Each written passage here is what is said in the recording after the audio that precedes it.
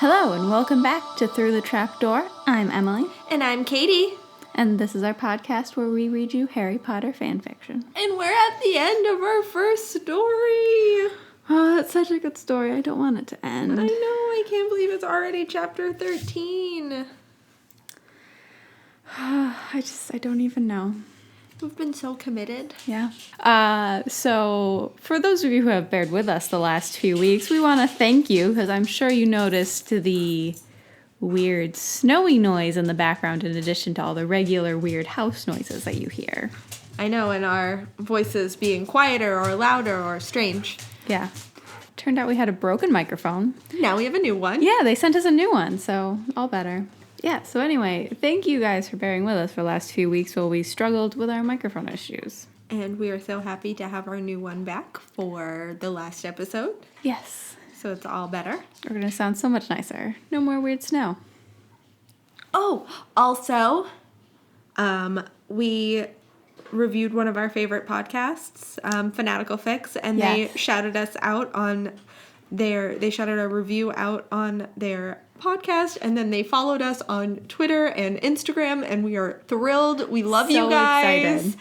so much. We record several episodes at a time, so this is the first time we're recording since then, even though it was a couple weeks ago. We were so excited to hear you read our review. I was so excited. Like, literally made our day. Yeah. We, screenshotted things and sent it to each other. It was great. We ran around the house going, Ben, they read our review on the air.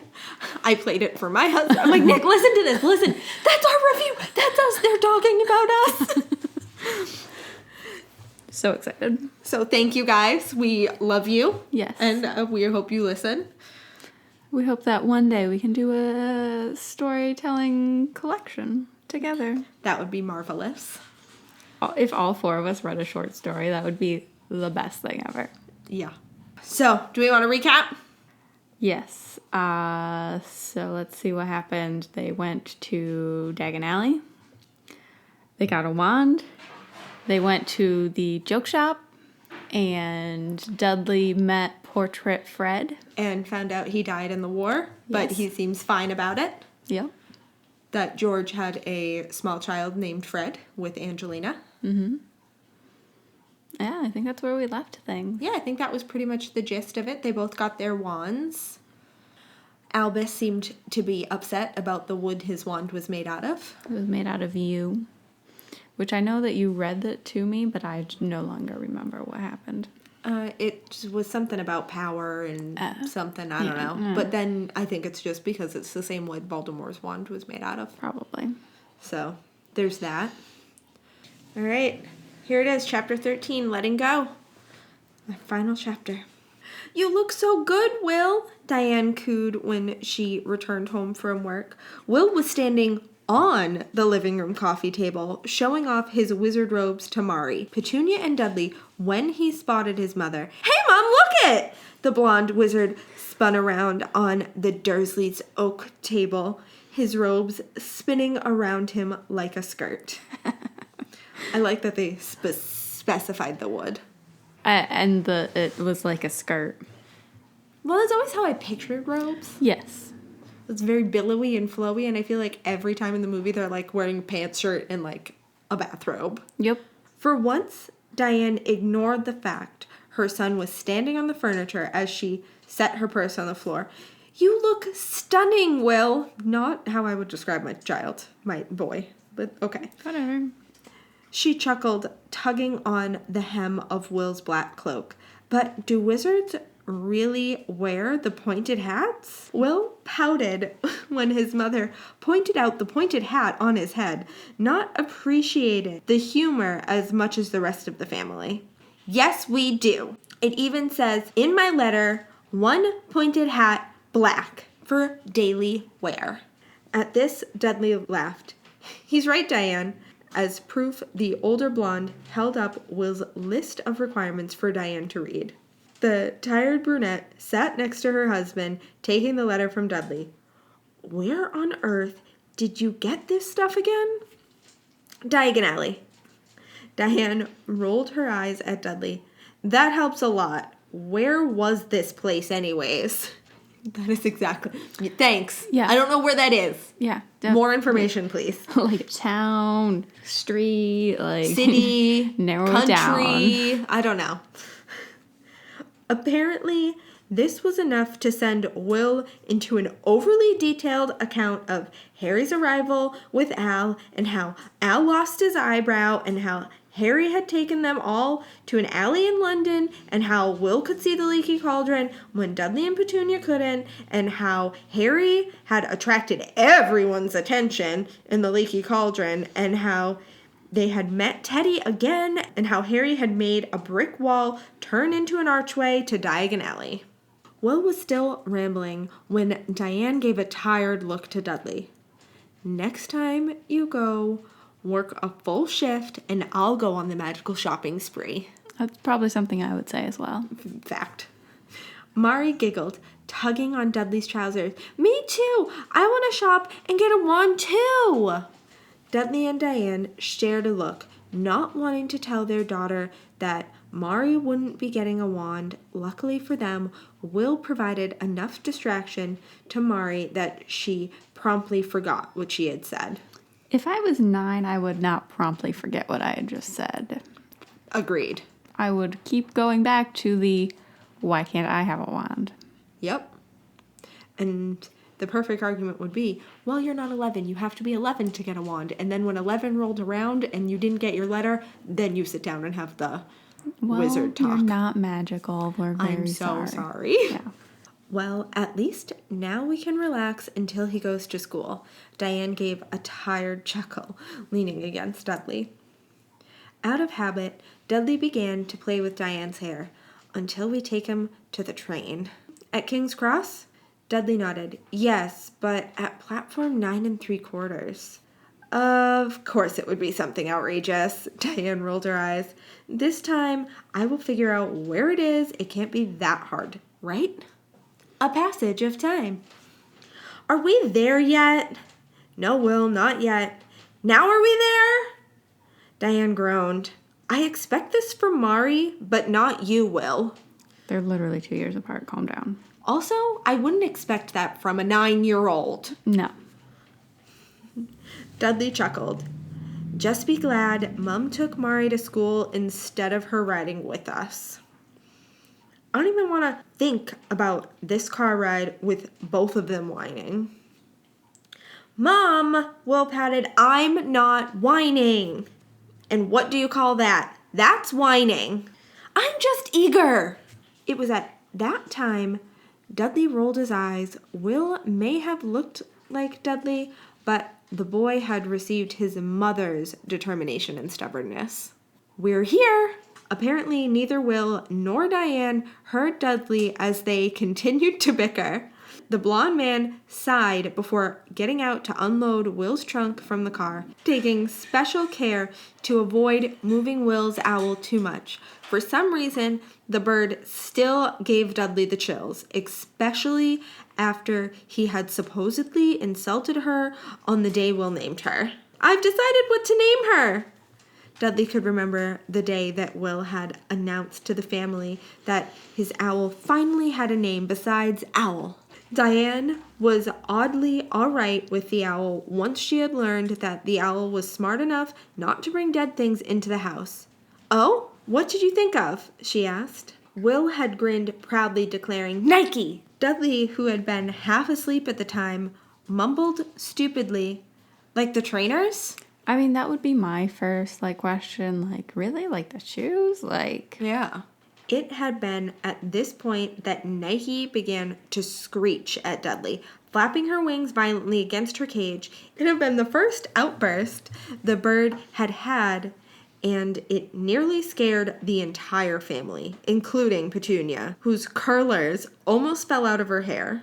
The bird had only calmed down when Will had rushed to her cage and talked her out of her temper tantrum. Dad, Nike is a Greek deity. She is the Grecian goddess of victory. Needless to say, Dudley had been embarrassed that his 11-year-old son had known that and he hadn't.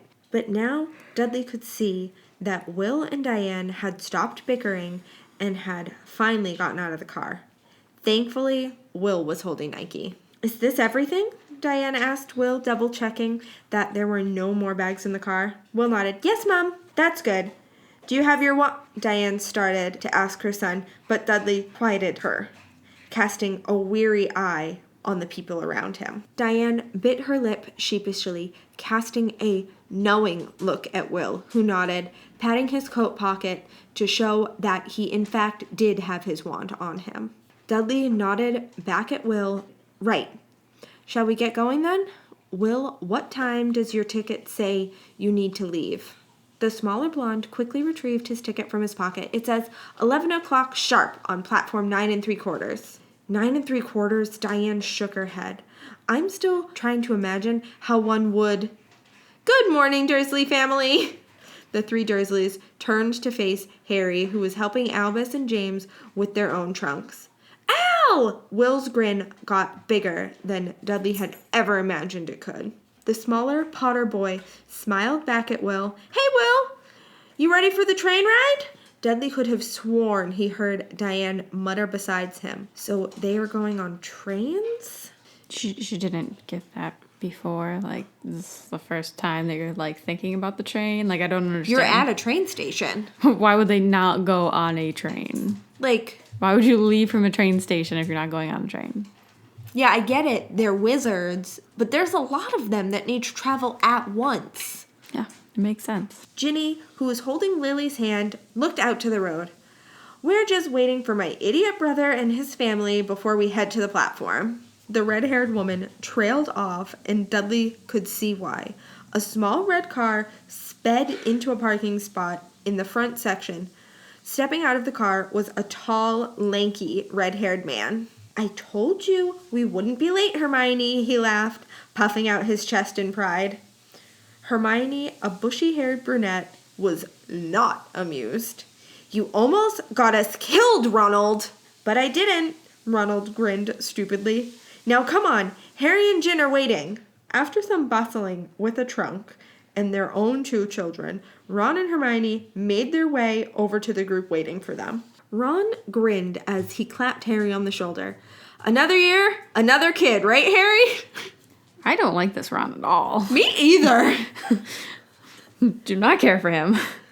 It's almost like he's on the love potion again. Harry laughed. "How would you know, Ron? Rose is your first one off to Hogwarts." The redhead rolled his eyes. "You forgot I was the youngest of 6 boys. Luckily, I was able to be born before Ginny." "I heard that, Ron." Ron winced at his sister's reprimand, then noticed the Dursley clan, who had been watching the entire exchange quietly. "I didn't know you brought friends, Harry." Harry smiled. "They're family, Ron." There was something about the fact that Harry had so easily called him, Diane, and Will family that made Dudley smile. It may have been silly, but they were, after all, family. The redhead, on the other hand, quirked an eyebrow. "Wait, this isn't..." "It is, Ron, but get over it, everyone else has." Harry chuckled as he helped James, Al, and Will move their trunks, Diane and Dudley close behind him. Diane was finally sick of being ignored. "Harry, I know this is probably going to sound foolish to someone like you, but how are we getting on to platform 9 3/4? Ron supplied. Diane gave an even glare at Ron. "Yes?" Harry smiled as they approached platforms 9 and 10. "Don't worry, it's easy once you've done it once." Harry smiled as they approached platforms 9 and 10. "Don't worry, it's easy once you've done it once," the dark-haired wizard pointed at the barrier. "All you have to do is run right into the center of the divider between platforms 9 and 10. There was dead silence as the Dursleys just stared at Harry, not sure if the older wizard had finally lost it. Al leaned over to Will. "It's really easy, come on." The younger Potter grinned before taking off in a full sprint toward the brick divider. It only took Will a fraction of a second to decide before racing after his friend, ignoring the protests of his mother. "Will!" A passage of time. Will opened his eyes, not realizing he had closed them, and promptly gasped. They were no longer at King's Cross Station. Will could see all sorts of witches and wizards on the platform, their cloaks in varying colors and design. There was no one that looked the same, except for some of the students who were already in their robes. But even then, Will could see there was some color in some of the older students' ties, just enough to have the primary colors: red, blue, green, and yellow. "Hey, Will, you better get out of the way before Rosie runs you over," Al laughed, making his way across the platform. Will had barely moved his trunk before a small, red-haired girl made her way through the barrier, followed by James. "I can't believe you did it, Al. I thought those poor muggles were gonna keel over." The new red-haired witch was already wearing her robes, making Will wonder if he should have changed his clothes. James, on the other hand, started laughing. "Oh, come on, Rosie. I'm surprised that they hadn't gotten used to anything yet. I mean, they met Teddy already." Rosie rolled her eyes. "You two have lived your entire lives in the magical world. They haven't." The fiery-haired witch turned to Will. "I'm surprised we haven't gotten to meet you yet." She extended a hand. "I'm Rose Weasley." Will paused for a moment, then took the girl's hand. "Will Dursley." It was definitely strange to shake a girl's hand. Girls were just girls. The group waited for the rest of their large party to make their way through the barrier, with Will's parents being the last people through with Harry, who almost had to drag them across. I could see that. But also, like, you just watched your son do it. Why wouldn't you just go, "Oh, okay." And go through. Right, because, like, if my son ran through, I would, like, run after him and then, like, trying to stop him. "I will never get used to magic," Dudley muttered. Harry smiled. "You've been doing a pretty good job so far, Dudley." The Dursley man gave Harry a skeptical look. "You just had to drag me through a brick wall." "Oh, both of you shut up." Ginny rolled her eyes at the cousins before going back to watching Lily and Hugo have an animated conversation. James spotted a group of his friends from the Quidditch team and waved at them eagerly. "I'll see you all at Christmas," he yelled at his family before trying to take off towards his friends. Unfortunately for him, Ginny managed to get her hands on his collar before he got too far. "Not so fast, young man," Ginny said. "You have to give Mummy and Daddy a goodbye kiss." "Mom, I'm 13. I'm too old for that. And why do I have to say goodbye to Dad? I'll see him at Hogwarts." I keep forgetting he's a teacher. I do too. James tried his best to get out of his mother's request, but all who knew Ginny Potter knew that she didn't budge on anything. So, reluctantly, James gave both Ginny and Harry kisses on their cheeks before running off to get on the train. The train whistle began to blow, and soon all parents were saying their last goodbyes to their children as children began to board the train. Will made his way to the train behind Al, but Dudley laid a hand on his son's shoulder. "Will?"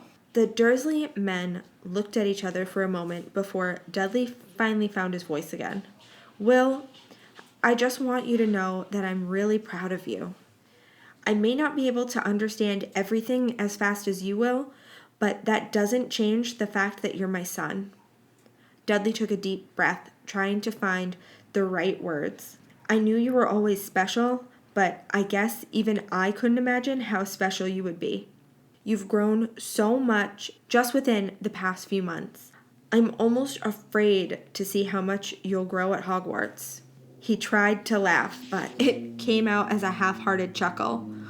"Will, what I'm trying to say is, I really do love you, and I'm gonna miss you." Will looked at his dad for a moment before giving the older man a quick hug around his middle. Dudley eagerly returned the embrace, holding his son as long as he could. "Dad, I have to go now." Right.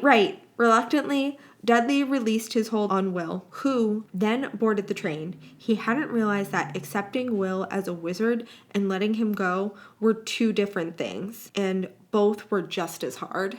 "It gets easier." Dudley looked at Harry, who was waving to Al as he boarded the train. The first year, it's always an unknown. Then after that, you know that they're safe and they're living the life they were born to live. Wow, Harry. Deep. I know. Even though he was still reluctant to let Will go, Dudley took comfort in the fact that Will wasn't alone. And as the train pulled away from the platform, Dudley knew that Will had plenty of family to watch over him, including the cousin that he should have watched over and cared for. Yes, Dudley Dursley knew that Will would have the time of his life. A passage of time. What a long day, Diane groaned as she threw herself onto the large master bed after they got back from the train station. Dudley nodded, laying next to his wife. To be honest, he was exhausted after the events of the entire summer, and he was ready for things to calm down. You know, Diane chuckled, rolling over to face Dudley, if you had told me last year that you had a cousin that was a wizard and that Will was also a wizard and there was not only a wizarding school but an actual entire magical world that I never knew about, I'd probably tell you to stop drinking. This made Dudley smile. And considering the fact that I don't drink, I would have just checked myself into the loony bin. Husband and wife shared a smile as Diane rested her head on Dudley's chest, who in turn wrapped his arms around her. Diane sighed softly. I missed this. Dudley nodded, giving his wife a peck on the lips. Me too. At the small gesture of affection, Diane gave a small giggle, cuddling closer to her husband. But the tender moment between the two was interrupted by the sound of the phone ringing. Dudley groaned at the obnoxious device before moving to get up, only to be stopped by Diane holding on to the collar of his shirt. Let it ring. A grin tugged across Dudley's lips, glad to ignore the phone and focus on more important things. After all, the answering machine would get it. You've reached the Dursley residence. We can't come to the phone right now, so if you could leave us a message, we'll get back to you as soon as we can. Thank you. Ah, yes, Mr. and Mrs. Dursley. This is Alan Whitebay from St. Thomas Primary. This is about Marigold. It seems to be causing quite a bit of commotion. It seemed she's turned her teacher's hair blue. Dun, dun, dun. End of story. Woo! Mari's a wizard. All right, guys. So now that we finished the story, we're going to take the next several weeks up through Christmas and the New Year. Yes. To find a new story. So in the meantime, we will read you a whole bunch of one-shots. Yep. Probably one or two an episode, depending on how long they are when we find them. Yep. And some holiday-themed ones will be smattered in there. Yep. We'll definitely do a Christmas episode like we did a Halloween episode. Yes. Because there's so much Christmas fan fiction out there. So much Christmas. If you guys have any suggestions that you want us to read, yeah, send them to us. Please send them to us, tweet them at us, email them to us, Instagram them, Facebook message them. I don't know. Send Put them it in to the mail. us. Yeah. I don't. Yeah. You don't have our address. Find it. Whatever. Send it to us however you can. It'll be great. Yeah, any kind of suggestion, we'll take it.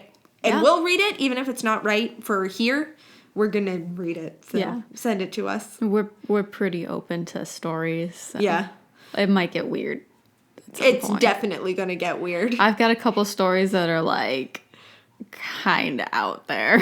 I love it. And I am so excited to read them to you. Oh, I'm excited. Like one of them is exclusively about pygmy puffs. Like, yes! I am beyond excited to read that to you. It's probably the next one we'll read. Oh, I'm excited. I'm really excited. Yeah, it's gonna be good. So stick with us. Please keep sharing us with your friends and rating us on Apple, iTunes, Facebook, Spotify. Find us wherever you listen to podcasts. Almost wherever you listen to podcasts. We're pretty much in 3 places: Spotify, Libsyn, the hosting site, and then Apple Podcasts. Yes. All right, guys, thank you so much for joining us. Please subscribe and leave a review on iTunes. A nice one. And you can follow us on Instagram and Facebook at Through the Trapdoor 16 and on our Twitter at The Trap Trapdoor 16. Because Through the Trapdoor was too long for Twitter. Yep. And you can email us at throughthetrapdoor16@gmail.com with any story suggestions, or if there's anything you think that we need to see, whether it's a meme or another fan fiction, or if you have anything to say to us. Bye. Bye.